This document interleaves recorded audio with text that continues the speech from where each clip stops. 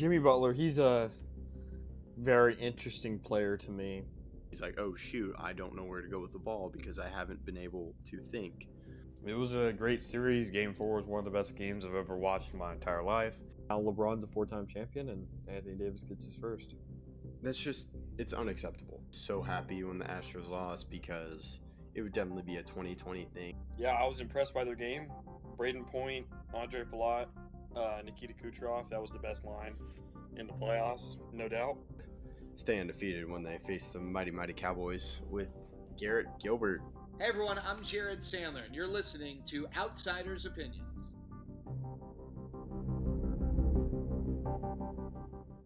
What's up, y'all? Welcome to our NBA Opinions of the Week. We actually have news, but it's more like speculation. Well, it's not speculation. It happened, but no legit trade.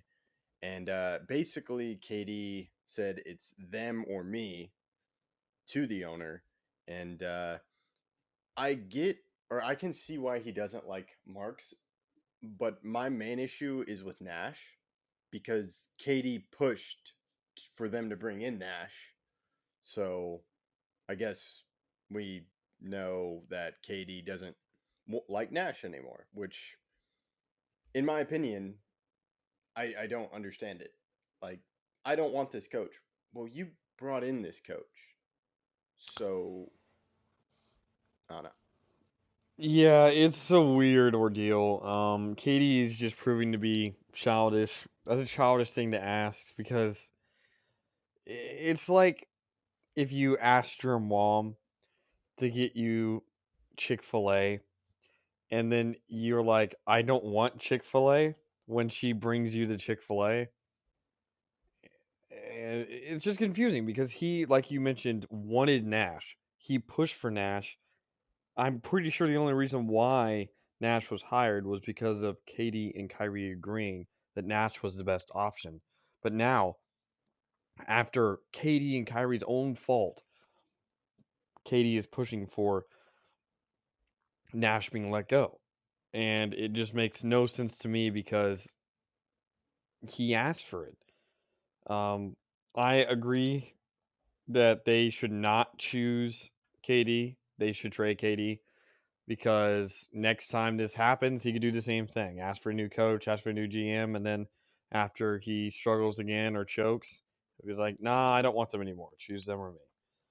And that's just a childish way to act. He has no responsibility for his actions because he's blaming the people that he put in place. Yes, and I was talking about it with you right before we started recording. The owner did respond on Monday night by tweeting, "Our front office and coaching staff have my support. We will make decisions in the best interest of the Brooklyn Nets." And I do agree. I think it's the best interest to trade Kevin Durant because the roster is just so bare now because of the James Harden trade and then the subsequent James Harden trade. And they only traded for James Harden because Kevin Durant and Kyrie wanted James Harden. And then that just made a big mess. So, in my opinion, I feel they shouldn't have done that trade because they signed Kevin Durant and Kyrie just outright. So they didn't do a sign in. Well, they did do a sign in trade with KD, but they lost D'Angelo Russell. But in that James Harden trade, I think they lost a lot of depth. It was Jared Allen, um, Karis LeVert. I think they gave up a couple of picks, but to me, Jared Allen was a huge loss because that really left an open spot with their center position, which they tried to fill with DeAndre Jordan. So I know you wanted to add something while I was talking. Yeah, they tried to fill it again with Nick Claxton, who really was the best player for them in that Celtics series. But the best move moving forward is to trade both Kyrie and KD and just forget this ever happened.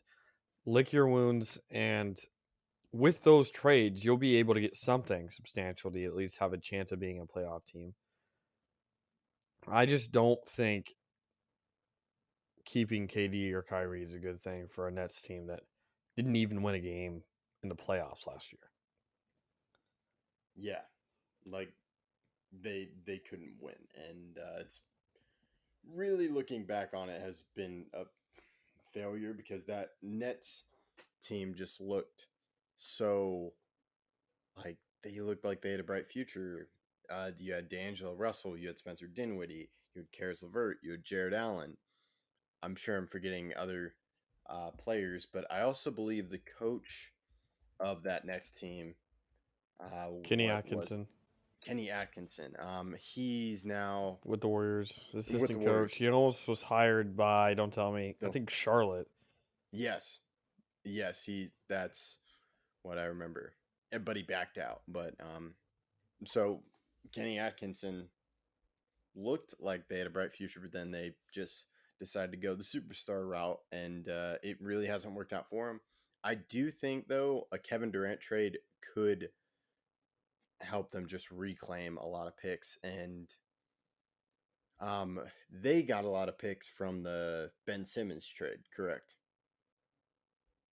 Well, not like an insane amount, but they did get some, and I do think that they have pieces if they make this trade happen with Kyrie and KD, to where they could be in a spot of not terribleness. I mean, they just right now have no mobility on their roster. Their team depth doesn't exist basically. They have no team depth because all that they're trying to do before they last season was win with superstars, and that just does not work.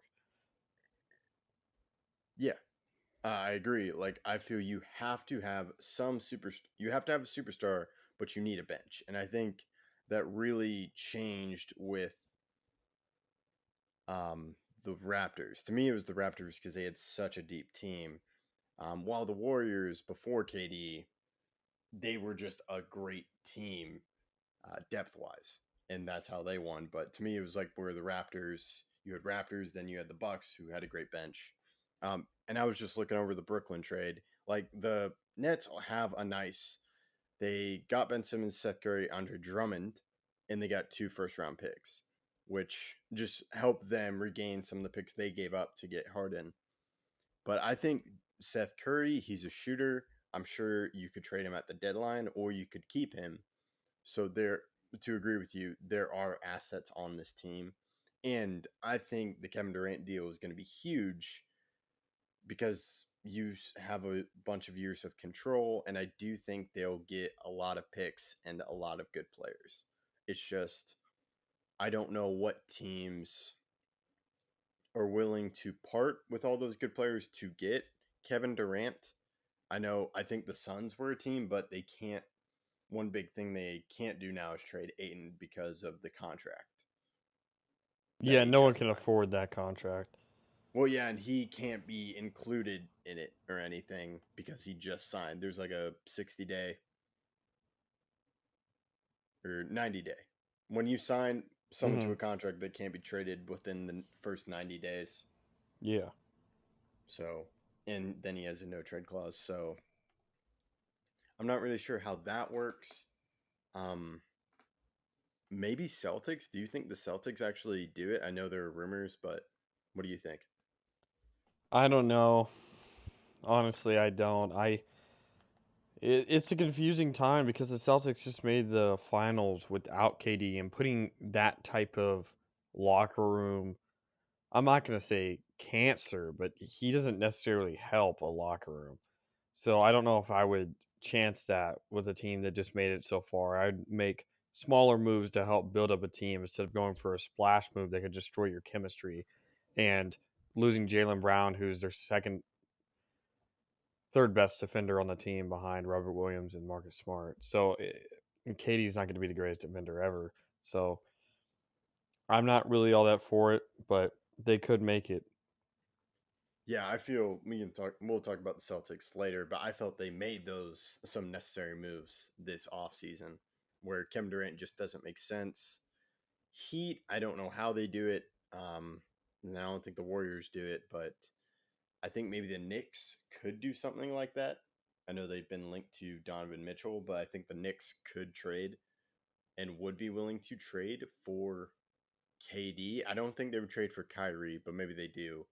Um, I I just think somehow, some way, Kyrie is going to end up with the Lakers because I know you wouldn't say it with KD, but I do think at least Kyrie Irving does have the track record of not being a great locker room fit or even good locker room fit. Going back to when he was traded to Boston, where they did better without him. And then to where he was at Boston, but he left Cleveland because he didn't want to be with LeBron. And then the Nets, he's just not been a great player for them. He's been fine on the court, but it's the off the court issues that are concerning. Yeah, if you just had a player with his skill set, teams would be trading for him left and right, or trying to trade for him. But it's like you said, when he's on and off the court, and he didn't really have a good playoff series against the Celtics. True. So, yeah, that's what we got.